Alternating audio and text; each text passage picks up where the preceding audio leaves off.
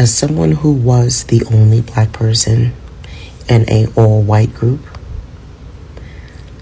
please, I urge you, if you are a parent, to whether it's a girl or a boy, but especially a little boy, please be mindful of the demographic of the school that your child is in and the type of friend group that your child is in.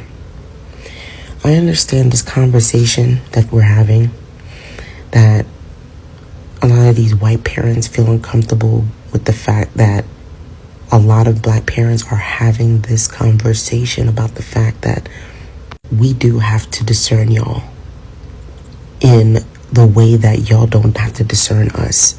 Like their discernment of us is based on stereotypes, whereas our black people's our discernment of them is literally in history books and currently happening today. This is, as a parent to a little boy and a little girl, what those friend groups do, what I've understood is that growing up for me as a first generation immigrant, Jamaican immigrant born here, my parents don't have any experience dealing with the type of racism that is here in this country. So I know they had this feeling when they were enrolling me in these schools. They were considering the demographic. They were like, oh, for them, the propaganda worked on them, right? That being in the white neighborhood is safer, right? Not realizing that there is literal psychological mind games that is being played in these schools. And I'm not saying every, is like this. I'm just saying, as someone who has been in predominantly mixed white and black spaces, there is a psychological, and a lot of parents don't know this. And I think also because we're dealing with a generation of parents who are still coming off of the racism from back in the 60s and 70s and shit still. They haven't unlearned that. And it's like the children, us and younger, millennial and younger, we're trying to progress, but we literally can't because a lot of these racist ass institutions is still at play, and it's still a part of their everyday psyche. Subconsciously, they're not aware of it, and then they put that same propaganda unknowingly on their kids. And when they go around kids, they would say, as a young person, for me, they would isolate me from other black American kids simply because I was Jamaican. But their stereotypes on me was based on the stereotypes of being a Jamaican, or weed head, or dread head, or I don't understand what the fuck you're talking about type stupid shit. You know what I mean? But they were still playing psychological mind games. So I urge parents, please be mindful of your child's friend group, especially if you think that they're the only black kid in that group. I would want my kids to be in a diverse, multiracial to predominantly black environment, because what I experienced, now mind you, I was never really lined up in that way, what they did to those kids, because I think what it was, the fear of my parents on how they felt of how I interacted with I don't know, it's weird. It's a weird shit that I was dealing with as a teenage kid in a predominantly white space. Okay, y'all, please. And this is not a knock on the Wells parents, This is just as a reminder that the history is still deep. The resentment is still deep, and they don't care. They do not care. The same way that we have a love for children regardless of race, they don't have that same mentality. And I think the more of us, as we're understanding how all of this is going to play out, the truth is going to be revealed very swiftly, because this type of corruption of the soul, you can't hide it for long. Y'all was able to hide it back then when y'all was wearing them hoods, because there was no damn internet. There was no camera phones. People ain't got no damn sense back then, but people have sense now. And I urge that we have conversations, real conversations with our kids about the history of this country. Not the world, this country specifically. And how the discernment, it goes far beyond them being just nice to you. That's not enough. And so, like, this message really goes out to my immigrant black first or second generation, who you're still thinking that everything's all cool and lolly-dotty. No, it's not. No, it is not. Our children are literally, they've always been in danger. But they're telling you, they're showing you that they don't give a fuck about your kids. And it's disheartening. It's scary. But what a lot of people, what they don't understand, these people who are upholding the wickedness that those little boys had done by neglecting Nolan, what they don't understand is that now, we're in a society now that there is more white people who are willing to stand on business than back then. They're going to have to deal with the consequences of their own actions, not from people like me and you, black folk, black people. They're going to get their reckoning from within their own group, because they tired of upholding that racist, hateful mindset.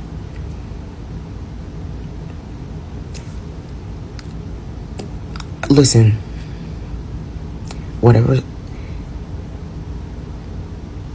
This shit was hit. When I saw the news, I didn't want to just talk on it immediately. This is something that you have to just really, I had to go within and really just understand that I went through a lot of black suburban young boys and girls are going through psychological warfare with a lot of these kids out here in school. And you parents think that because you're paying a high tuition or whatever for the school and you're putting your kids in danger unknowingly. And I think we do need to have that conversation. I think we're already having that conversation. I may be a little late, but that's a conversation that needs to be had.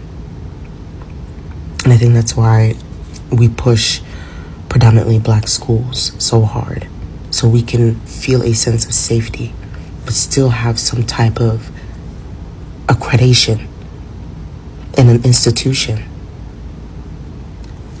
But this is this is not the America that I want my kids to be in. This is not the America I want to raise my kids. He's dead. They did something to him. But black people are weary at this point. I don't aspire to live in a white neighborhood or have a job in this way. But unfortunately, in a lot of our situations, the best schools happen to be white ones, and the best neighborhoods happen to be white ones. We're at a point right now where my kids ain't allowed to hang with white kids. Like, you literally can't hang with these white kids. I promise you. And this is the thing. White men are dangerous. White people are dangerous. When you are the only black friend out of the friend group, you almost always are going to be the one. When the police come, you the one going to catch the charge. When the hoes come around, and we got to make somebody look stupid so we can get fucked or look cool, you going to be the fucking big. You cannot be the only black one. So the fact that you can't be the only black one as an adult, how the fuck can you be the only black one as a 13-year-old? My son has white friends. I'm already trying to figure out how to explain to him that y'all can hang at school, y'all can do an after school thing, y'all can go to the mall. You can't go to their houses and you can't spend the night. You can't. It's too fucking dangerous. I need you to make it home to me. I need to bury you and you not bury me. Period. I am not one of them moms that, want you to make the best decisions. I want you to make it the fuck home. Word. My child knows how to operate a weapon. My child is in some type of situation with a police officer. My child sees this cop reaching. He decides to take this cop's life away or whatever happens. I am going to see my child for 15 to 20 to 30. It's going to be a great bid. The best bid you can have in that prison is what my son going to have. But all that going to court so we can fake march and then he get a paid vacation and switch to another county can't be a part of that. Like, I need you to make it home and don't let nobody take your life from you. You can't let them you can't let your children hang with them white children. It's dangerous. It's a death sentence. They're fucking dangerous. They sold the scam around 9/11 that terrorists look like Muslims. It was a lie. The number one domestic, what is the word I'm looking for? Terror threat. Terrorist. The number one domestic terrorist in the country of the United States has always been and always will be a white man. You know what's worse? A pack of them. You know what's worse? A pack with Jack Daniels. They're fucking dangerous. Look at the numbers. It's not an opinion thing. It's too fucking dangerous for your fucking son to go on a fishing trip with his white homies on the lake because they'll come home and say, we don't know what the fuck happened to him. And nobody in the group morally says, well, come on, we grew up with Jerome. They don't give a fuck when it come down to it because they were raised that way. And, well said, Mona. And if you are an advertiser and want your product talked about right here, just cut it off. Just imagine. Yo, just imagine. We can have the amazing Damona do that, and then whatever your shit is, just cut it out. Lay's potato chips, Heinz ketchup. All jokes aside, y'all.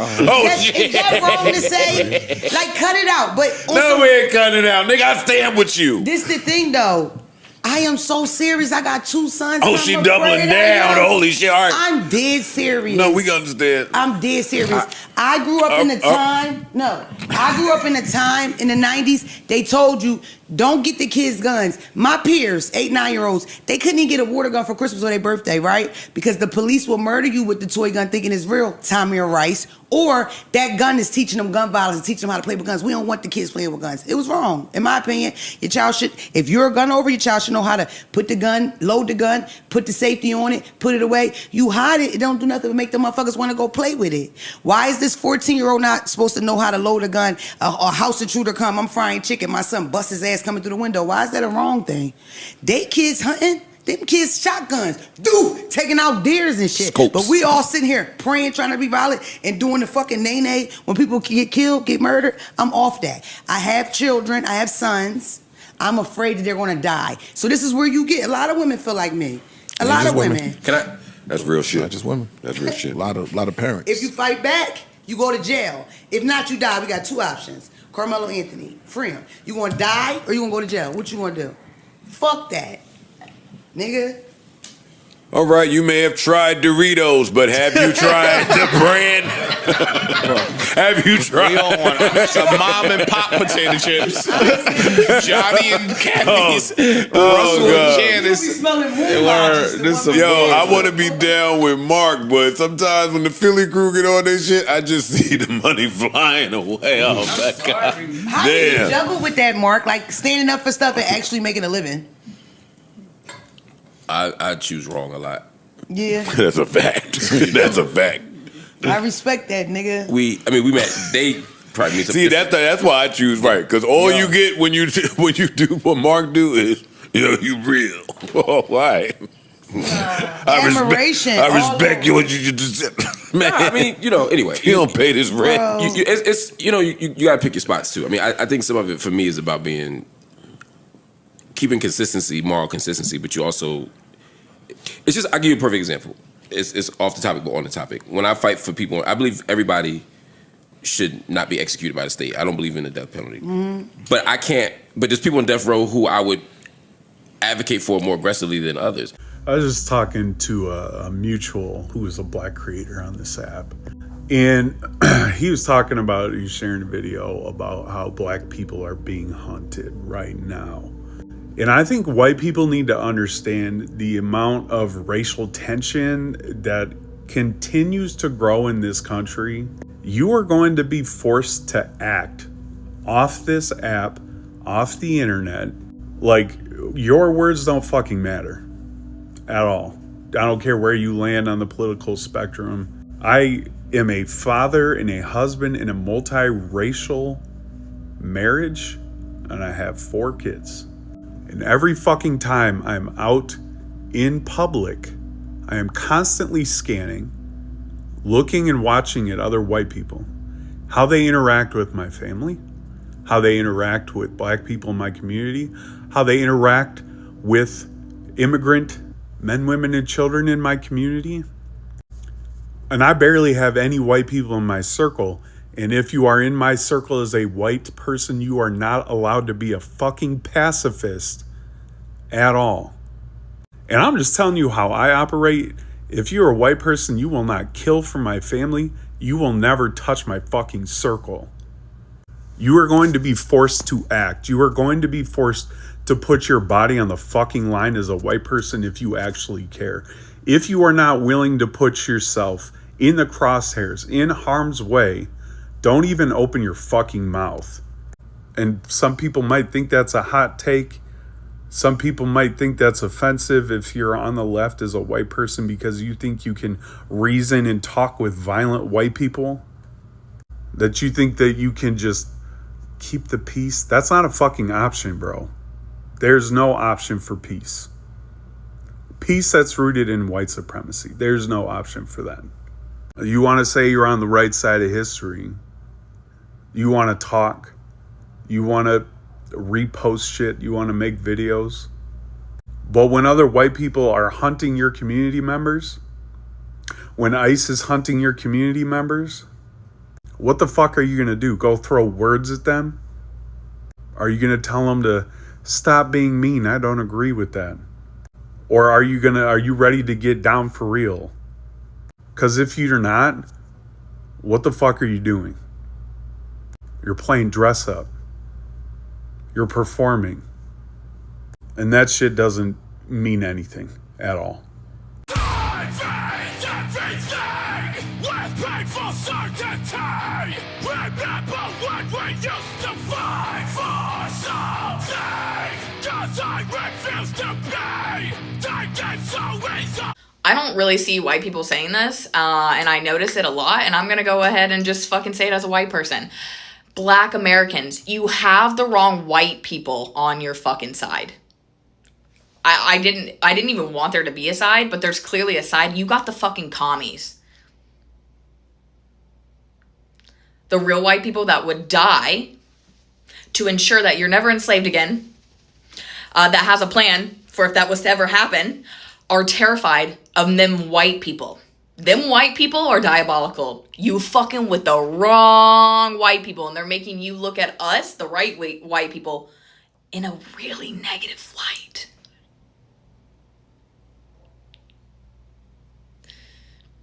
Who do you think they left on this beach? Who'd they leave without their phone? They said they left him because he was on another boat. And then we saw this fight, and now nobody knows. But we know they lawyered up the second they got home. And then they erased their social media and all their family's profiles. Their parents are judges, doctors. We know how this goes now. It's going to be a fatal accident or a suicide, like Tamla, an overdose. But if you're hanging out with all white people, there's just some places you can't go now. Historically speaking, you probably don't want to be the only black person in an all-white friend group. You should go out in groups of 2 or 3. If one of their mom's a judge, you never know what's going to happen if you're outnumbered in an all-white friend group. We don't know what happened to Nolan, Tamla, Kendrick, or Ashley Robinson. You might even get away with it. That footage is not going to be released. We're still waiting on Kadir Skinner's. It's going to an all-white jury. So the family's going to fight for answers while the system drags its feet. Who knows? Maybe they paid off a cop or just on his phone they pressed delete. If you come into our spaces, come in groups of 2 to 3. We never stop fighting against integration. It's just getting harder and harder to see it. The cop said he chose to stay there that night without his phone because the white people really believe it. So we're going to talk about Nolan Wales. I'm sending my condolences, love and light to that family. I think we all know what happened. There's been a precedent set in this country. What happens in those situations? They have deleted their social media accounts. I think the girl in question is cooperating. One of the parents is a judge. somebody, I guess, is supposedly and this is all allegedly because the shit is still under investigation, you know what I'm saying, for legal reasons, allegedly. And the other parent is like an FBI agent. I'm gonna be honest with y'all, there's a reason why some white people don't hang out with certain white people. There's a reason why you will never catch my fucking ass hanging out with those kind of white people. You will never catch me hanging out with those types of white folks. Because they move around in this world and in this lifetime like they got full of fucking immunity. Violently. And they will cutthroat their very own. So when you're not one of theirs, what do you think they'll do to you? There's a reason why you will never catch my ass, alive or dead, around those types of white folks. I'm just going to be honest with y'all. I don't feel safe with him. I never have. I never have. I never have. And I got pretty good intuition about shit. I do not feel safe with those motherfuckers. And I never have. You will never catch me. You will never catch me on a good day, on a bad day. If I decide to have an alcoholic drink once in a blue moon, you will never catch me around those types of people. Y'all see what they do in these small ass fucking towns and these crime rings. It's all related, babe. All that fucking behavior is all it's a goddamn line. You connect the dots.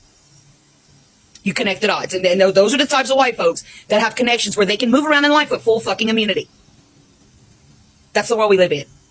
That's why I talk about it a lot on my page. Because it exists. And for those of you that wonder why the fuck I talk about it on my page, because you're fucking oblivious, your point of view is not the only point of view that exists. Just because it don't happen to you and you don't observe it doesn't mean it's not happening. Learn to have nuance.